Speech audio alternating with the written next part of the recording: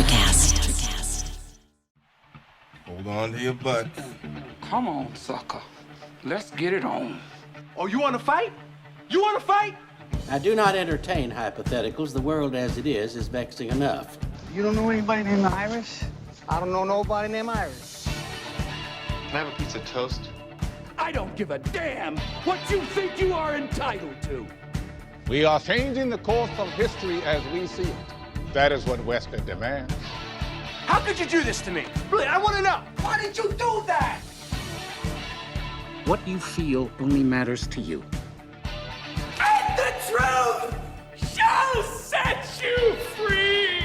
And that's all? No, not for the real fire. We offer you a bond, a family that very few can understand. Help me. Help you. And don't do drugs. Or Whatever Movies with Wesley and Iris. What up, and welcome to Or Whatever Movies. I'm your co-host Iris, and I'm here with my older brother, Wesley. I will curse your name for forever for recommending we watch The Lighthouse. Yeah, am I a whale's pecker? A sperm whale's pecker or whatever? Willem Dafoe's favorite insult? There's a name for that, you know. Yeah, dork. Yep. The Lighthouse. Written by Dave Eggers. Robert Eggers. Nice try. Written by Bob Eggers. Bob and Max? Siblings? Yep. Robert Eggers, director of The Lighthouse. Dude's like 32 years old or something. Really? Yeah. Is this what do like 30-somethings love bizarre-ass shit? Oh, yeah. Well, I mean, he was a 20-something when he loved the Vivitch bizarre-ass shit. What's that? The Witch. You didn't see The Witch that they spell with two V's so it looks like the Vivitch? What was it about? I don't think so. Maybe. It was about a witch. Well, obviously. Which witch? It was like a weird puritanical tale about witches. That it was his first feature. Lighthouse is only his second feature. I got from Brian's response when I said, we're watching The Lighthouse tonight, that it was scary or that it was weird. And he declined watching it, so that was interesting. And from your lovely introduction of me, apparently it was hard on you, huh? Well, remember when I was like, oh, Wes, thanks for recommending Apollo 11. Without you, This would never come into my life, and recalibrated my senses. Yeah. Yeah, now I'm like, what are you trying to do to me? Is our podcast like some weird form of psychological torture for you? I was interested to watch The Lighthouse. It has a really weird, strange, bleak, cryptic trailer. You do get some of the flashes in the movie which suggested this is basically a haunted lighthouse. But I didn't know much about it going in either. And Kelly asked me afterwards, was it what you expected? And I said, not at all. So you didn't know it was like a two-man pirate play? No, I knew pretty much that that's what it would be, but thematically I thought it would go in a completely different direction. Frankly, I'm not alone in saying that I don't really know what direction it ultimately went in. So I was trying to think what The Lighthouse means to me. And the only thing I could think of was an analogy. So, do you ever get those things where they, like a little white thing will come out of your mouth? Like spit? No, it's like a little... Like a tapeworm. Bo used to call them pus pockets. Who? Bo. Shannon okay. Bo. She used to call them pus pockets. They're like little white rocks that come out of your mouth every now and then. Do you know what I'm talking about? No clue. That's gross. This has never happened to you ever. No. Like they're little fully formed pockets of junk? So Brian has corroborated this. In fact, I think that Brian used to pick his out with a toothpick. But in the back of your mouth, you have these saliva glands, and then pus and crap get stuck in there, and then they turn into these little white rock things. And every now and then you'll laugh, or you'll eat something spicy, and they'll come out, and you'll be like, "What's this?" And you'll feel something in your mouth, and you're like, "I haven't eaten anything," and then you'll take it out, and you'll be like, "Whoa, what is this?" And it's foul and it's stinky. And then you it smells really bad. And then you wonder how such a small, simple thing could be so gross. How could a small thing, two dudes in a room in a 4x3 frame with not much going on except for posturing and monologuing and slow dancing, how it could be so stinky and gross? What was the aspect? 4-3. Yeah, you wish. It was almost a perfect square. It was like 1 by 1.2 or something. So you're saying the lighthouse is a pus pocket of a movie? It's a small, fairly fascinating, gross, not a novelty. A curiosity? Yeah. Okay, I can track the story of the lighthouse, right? This dude arrives. Based on a real story. No. Yeah, 2 Welsh lighthouse guys in the 19th century, both named Thomas, cooped up in a lighthouse and surrounded by the elements. A severe storm came in, so they weren't able to leave. One of the Thomases had a heart attack and died. And the Thomas left, presumably with a dead body, lost his mind, and flipped out. I don't know how much damage you can do to yourself, and I'm not sure whether or not he survived. This may be an urban legend, but this myth inspired this movie for sure. Well, what about the mer people and the evil presence and the... Yeah, that's all myths of the seafaring folk from days of yore. Right, like old evil sea magic. Yeah. So this dude arrives on this rock. He's got a 4-week assignment to help man a lighthouse with this old Captain Ahaby, Rime of the Ancient Mariner, sea captain guy. Yeah. Are you suggesting that despite the fact that the opening shot was the prow of the ship or the bow of the ship cutting through the water, and then we get a far off distant shot of the lighthouse, and then we have 2 men in frame? Likewise, when they arrive at the lighthouse, we have 2 men carrying their trunk, presumably the former keepers, whereas 2 new dudes arrive with a trunk in hand, and then later Willem Dafoe is seen with a pack, like a satchel or a bag over his shoulder, that he didn't arrive, that Arpats was the one to arrive to find him there already. Yeah. Because Kelly said the same thing. And I said, no, they arrived together, for sure. And I did rewatch the beginning of the movie, and it looks like they arrived together. But if they arrived together, then what? Exactly. How did he lose his last assistant to madness? Right. It was a curious thing. So do you have some explanation for this? I have no explanation for this. So let's continue under the assumption that Robert Pattinson was arriving on his own, who we thought was Ephraim at the time, but who ended up becoming Tommy, and met the already grizzled, already jaded, already possibly crazy Willem Dafoe Wake character in the lighthouse. Wake. Okay. They sit down to their first dinner. They establish that they establish that Wake is alcoholic and that he has way more experience and that he's the master of the lighthouse. He's the dude in charge. The light is mine. Exactly. And he's not only is he in charge, but he's protective and precious about the light. Not large and in charge. Little guy. Willem Dafoe? Yeah, I guess. Yeah, dwarfed by the bat. And Robert Pattinson is a little bit more enigmatic, and he slowly starts doling out information about himself. But already, when the movie starts, kind of like you were saying, when The Shining begins, Jack Nicholson's already all rotten apples. According to Stephen King. But we know right off the bat that both of these guys aren't quite all there. And then we also are led to believe pretty early on that myths and lore and old sea magic and stuff are at play. There's an evil presence on this island or in the lighthouse. There's mermaids, and mermaids are more like, sirens than Ariel. Bird myths and stuff like that. And then it just goes from weird and bodily functions gross to just kind of an amplified version of that. And then they kind of fall in love, but instead of doing it, they fight. And then Willem Dafoe submits himself to Robert Pattinson, and then Robert Pattinson tries to bury him, and then he tries to kill him with an axe. And then Robert Pattinson gets light and he screams and goes crazy. So that was our review of The Lighthouse. Thank you for listening. What I was trying to suggest is that I tracked the story. I got a handle of how it progressed, but I kind of just don't know why. I'm sure there's some meaning to it. I just don't know if it's worth sussing it out. Well, let's break down what we can control and what we do know and can ascertain from this movie.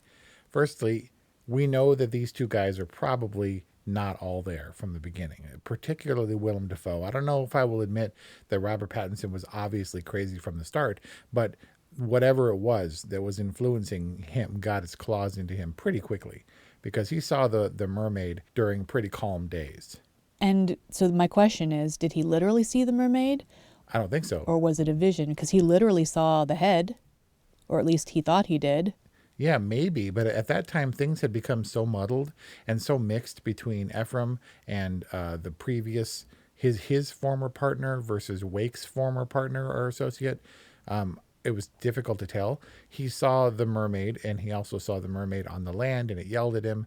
Then, of course, later on, Willem Dafoe's character transformed beneath him into that octopus monster, right?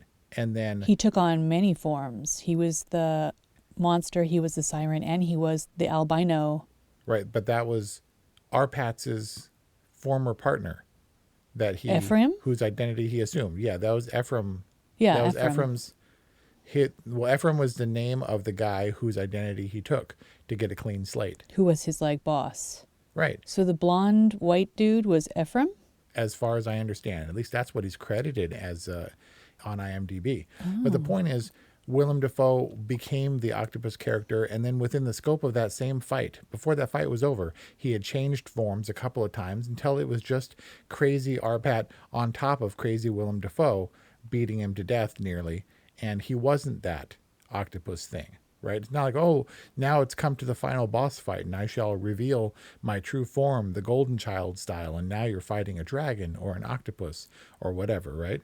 He just wasn't those things. It was all in his mind. Oh, man. So it leads us to wonder how much of that was real. And this is kind of my issue with the movie. It stands on two levels. Firstly, Robert Pattinson said in an interview that he had talked to Eggers early on, very early on in this process, and said, so are these things really happening? Yeah. Or not? And he said, well, that's something that I want to leave you to figure out. Leave you as an actor or as an audience member? Both. Because obviously some of the stuff that's happening, Robert Pattinson is filming them. He knows practically they are happening to him as an actor inhabiting this role, but he has no idea what these things are going to become on screen, how they're going to be portrayed. That's fine. So Robert Eggers had said in several interviews that that's kind of his point, is the idea to leave the audience sort of guessing and wondering what is real and what is not. He wanted our experience, our viewing experience, to mirror the descent into madness that both of these characters experienced. I think our only through line was their emotional experience and how sort of we tracked them losing their grip on reality. And I think that our grip on the story runs concurrent with Willem Dafoe's grip on reality. I think that as he descends further into his madness, we start losing track of what is real and what is fantasy. Because we experience Robert Pattinson's delusions, but we have some sense of grounding from Willem Dafoe's character, and we know that Willem Dafoe is gaslighting him. And because of that, there was a sense of, like, I understood what was and what wasn't real. But then Willem Dafoe starts losing it, whether he's giving in to his maladies or he's succumbing to the elements of his hard Scrabble life, or he's being taken over by whatever it is in the lighthouse. That's when we really start to lose it. Oh, by the way, I have a new term. Yes. Gas lighthousing. You should register that domain immediately. That was the thing that I felt like made this story really insidious, is like how not only is he in a bad way, Robert Pattinson's character, but Willem Dafoe, the Pirate King, is gaslighthousing him. And it's messed up. Yeah, he's kind of, in a way, he's part of the architecture, right? He's basically a part of the lighthouse. And it seems like we align more with Robert Pattinson's character coming in sort of blind. Right. And it's as if that guy has always been there. Right. And all the secret goings on and the weirdness can maybe be attributed to him. Because aside from the mermaid, Arpatz's first glimpse of madness came from watching him transform into the spooge octopus. Was he transformed into it, or was he like doing it? No, but no. So there was nothing else up there, right? And so there was spooge, a decent, relatively, normal amount of spooge, and then there was like octopus level spooge, and you're like, what is happening? Because again, it added to our confusion, but this is what I pulled from it. But we also saw a tentacle, octopus tentacle. Yeah, that was him. That was him transforming mid-act or whatever. But why was he moaning and why was he making weird sounds of ecstasy? Okay, if I have to tell you that. No, if he was doing the spooge octopus, that's one thing, but if he was becoming it, why would that be pleasurable? I think that he was doing pleasurable stuff and then it triggered some As kind the of octopus? No, I think he started and it happened mid-transformation. It's like when you get really excited in Teen Wolf, you wolf out. When you get excited in Teen Wolf, you wolf out? Or when Mark Ruffalo gets mad, he becomes the Hulk. So I think when people are faced with this kind of movie, there are a couple ways that they're going to come out of it. Number one, they're going to be like, that was weird and random and stupid. Or they will say, that was compelling and it will require some thought that I will undertake when I'm not in your presence so I can form a less than dumb response. But people want to think that they've glommed onto what's happening. They want an understanding because otherwise maybe you feel kind of dumb, not for following it the way that you feel that the filmmaker intended.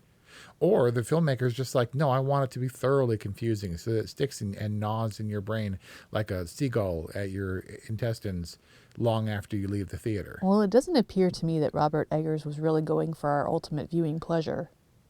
And so I feel like while there was so many good things about The Lighthouse, it fell short ultimately in its execution.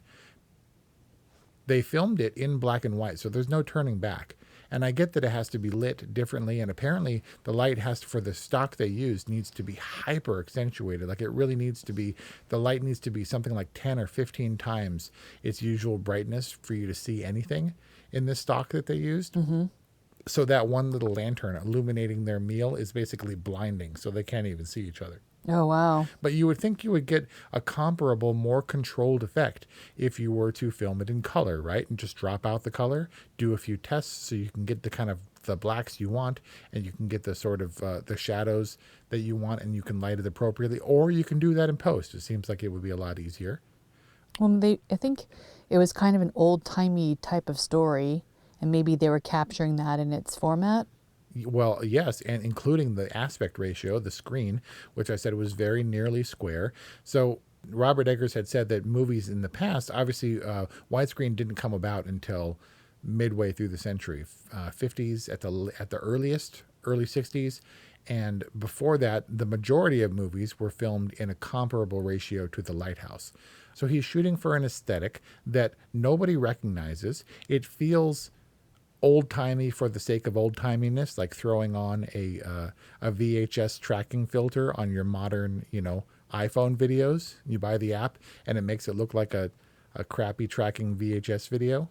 Yeah, but there was no grain. It wasn't like grainy or sped up in a weird sort of Nickelodeon kind of way. Yeah, so it was like he was going for the old-timey aesthetic, but in a more advanced technological way. Isn't it kind of weird and ironic that this is on a mass market platform like Amazon Prime? Well, it landed on Amazon Prime long after the fact. This movie made less than $20 million worldwide, and so not very many people saw it. But maybe this ironically would have been best formatted for the giant non-widescreen IMAX format, right? Where as long as we're going to take advantage of this frame, we can blow it up as huge as possible and it's not going to have the sides cut off.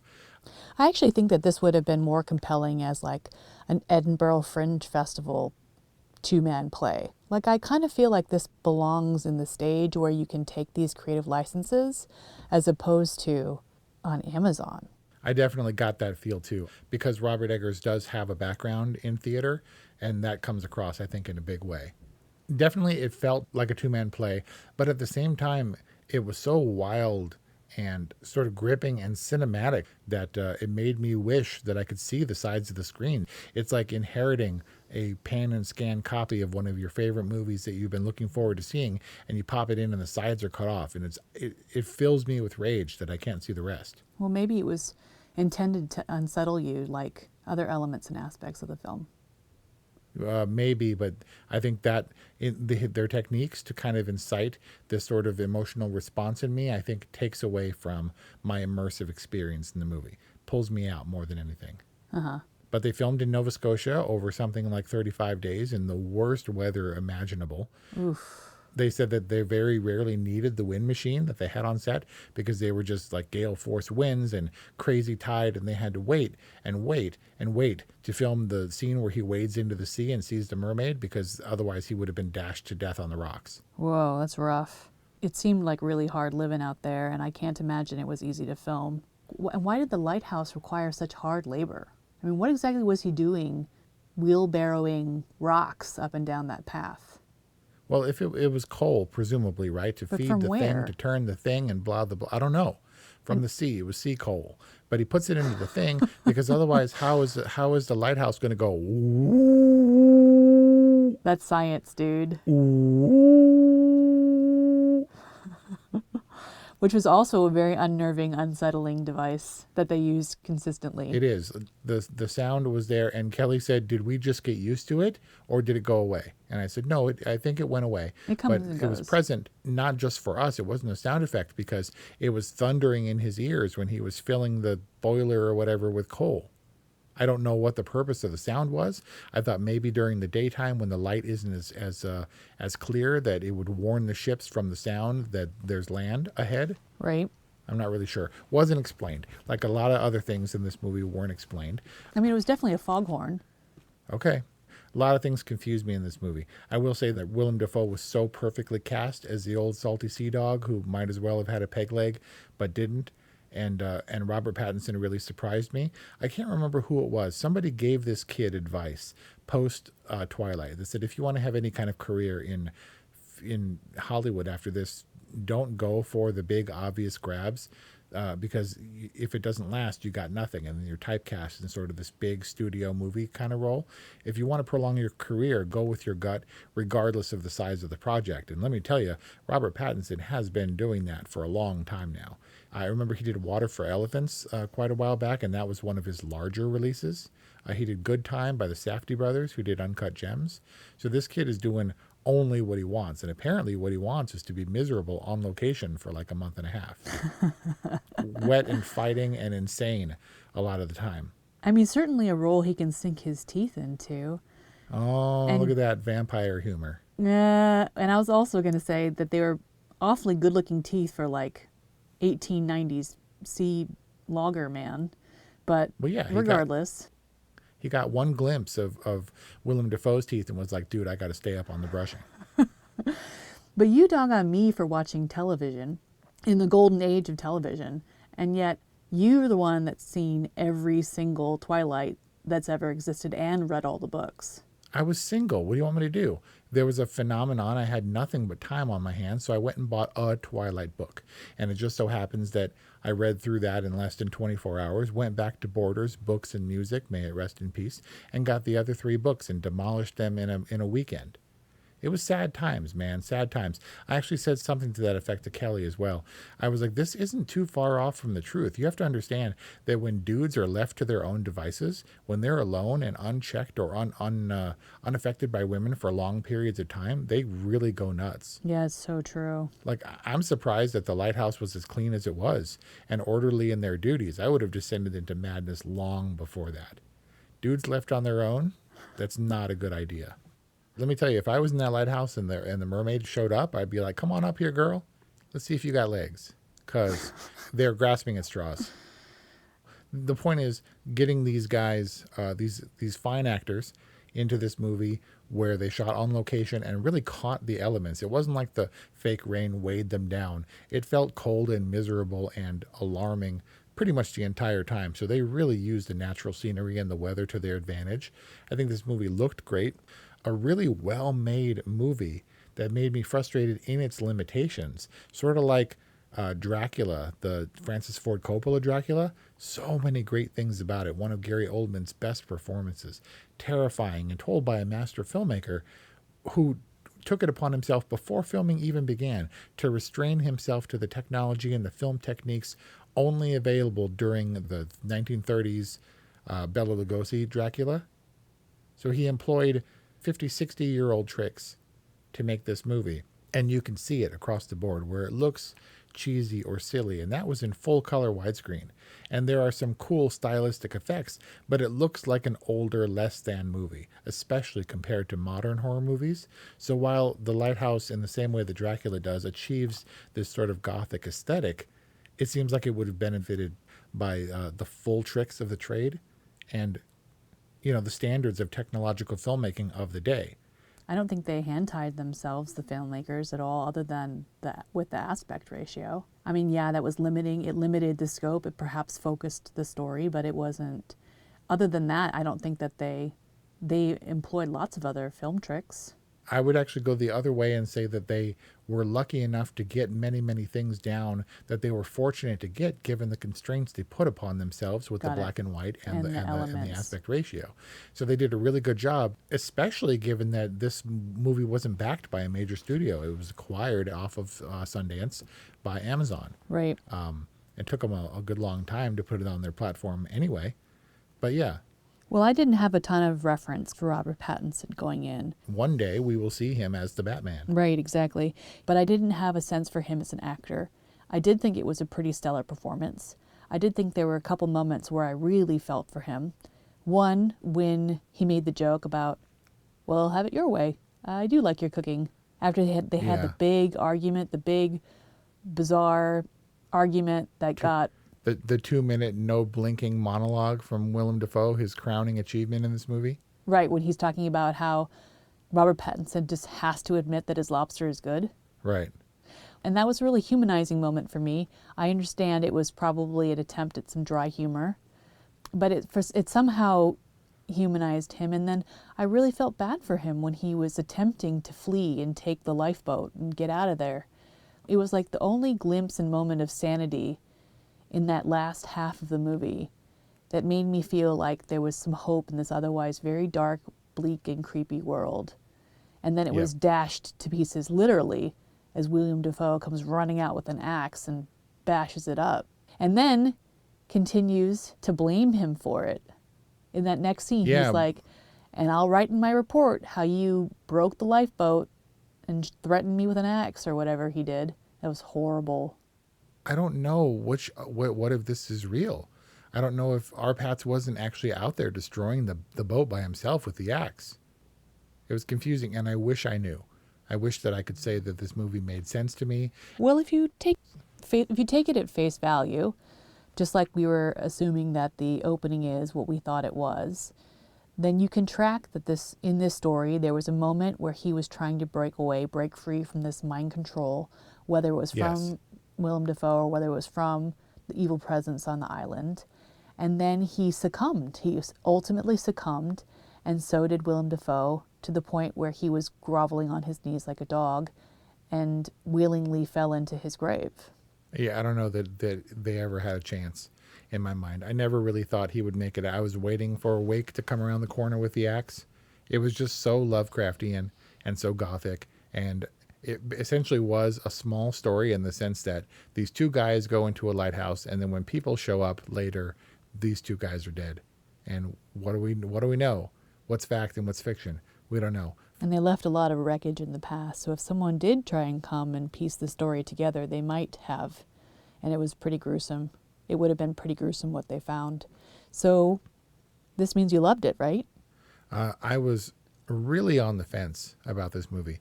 Because I did come out of this movie unsettled. I have thought about it a lot just because I know that we're preparing for this review. But I was prepared initially to give it a whatever rating, below the line. And I maintain that this film has a lot of problems. I think that the filmmakers should have given us more to latch on so that we can more accurately track the descent into madness. Like Robert Pattinson's character wouldn't have had a good grip on whether or not Willem Dafoe's character was going insane while he was going insane at the same time. If he was perfectly sane. He could probably recognize the red flags from the other dude. I couldn't track what was happening in this movie because I felt like I was going insane as well, which was the filmmaker's intention, and which I think made this a lesser film than what it could have been. Ostensibly. But it looked amazing. I admire the dedication and how well these guys were cast, maybe against type. I don't know that I expected this from Robert Pattinson. It was terrifying. It was atmospheric. And there was a lot that went into it. And they took a lot of risks, a lot of chances, didn't care about how polished they looked on film. Really went for it across the board, both in the filmmakers and the actors who are also filmmakers. And so I firmly decided that this was going to clear the bar into all right territory. What? Yeah, it was a long, hard road full of research and some personal reflection and coming to terms with my insecurities and my demons, and I will give it an all right rating. Before you go on praising Robert Pattinson's performance, what was going on with his accent? I mean, that was kind of all over the place. Really didn't notice. It wasn't Canada. It wasn't New York. It wasn't 1890s nondescript. It was all over the map. You know what's strange about that is I was trying to pin him down too, and he wasn't the grizzled sea dog that Wake was. He came from the northwest, I think, and so he had a different dialect. Robert Pattinson, of course, is British, and so I thought that his accent, while it didn't strike me as being all over the place, it certainly wasn't his own accent, and it felt only real to me in the sense that I couldn't pin it down. It was kind of like Tom Hardy's all-purpose American accent that kind of slips into New York and slips into South and slips into LA like simultaneously. Just how much drawl he wants to add to it, how much stink he wants to put on it. But a few people have said that Robert Pattinson's character has some echoes of Daniel Plainview, Daniel Day-Lewis's character from There Will Be Blood. Huh. Now, that was a more consistent accent, but it was also hard to nail down because he's American and has been American his whole life, in the same way that Bill Cutting from Gangs of New York, also Daniel Day-Lewis, was American. But it's this weird, very specific dialect that doesn't ring true to our ears. He's so committed to it, and I have no doubt that he's doing it flawlessly. I just don't know where it's from. Like cheddar cheese on top of apple pie. That happens somewhere in America, but I don't know where it is, and no one can tell me. And you also don't know why. Right. Super authentic for a very small pocket that I can't identify. So I just assumed that his accent came from there. When he got all frantic and like high-pitched and yelly, especially near the end when the place was trash and he was going bonkers, like then it started going all over the place. Like it was really strong New York, and then it went to this weird piratey thing. I mean, maybe it's because he was slipping away. Who knows? But anyway. Maybe you were descending into madness and couldn't tell a good accent from a bad accent anymore. Well, that's certainly the feeling that I went away with. I feel kind of crazy and I feel kind of gross. And I don't know that I want to do the powerful thinking it will take to understand this film. Are the pus pockets sometimes satisfying and gratifying? Or are they always unpleasant and gross? I mean, you can be glad that that's not in there contributing to your halitosis anymore. Nope. You have to pin down this movie with a rating. It was a boring movie, which is a little bit of a misnomer because it did hold my attention, but ultimately I would say womp womp. Well, do you feel all smart and smug having seen it? No, I feel like that's the problem with these movies. I think that people give them too much credence, say they're genius movies, and they're genius in a way that you are more genius than I, and so I don't fully comprehend it, but I'm confident that you have an unfailing vision, and I'm not sure the filmmakers had that.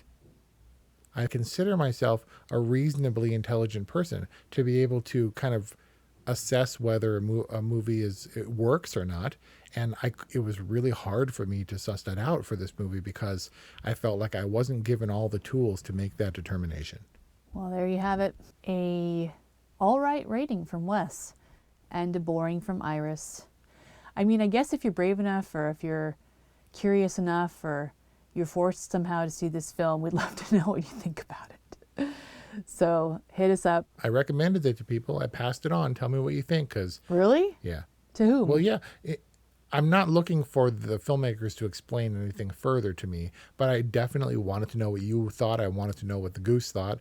We'll never get there with the sneak, but I'm going to give it a little bit of time, and then I'll re-hit up Kelly, and we talked about it quite a bit.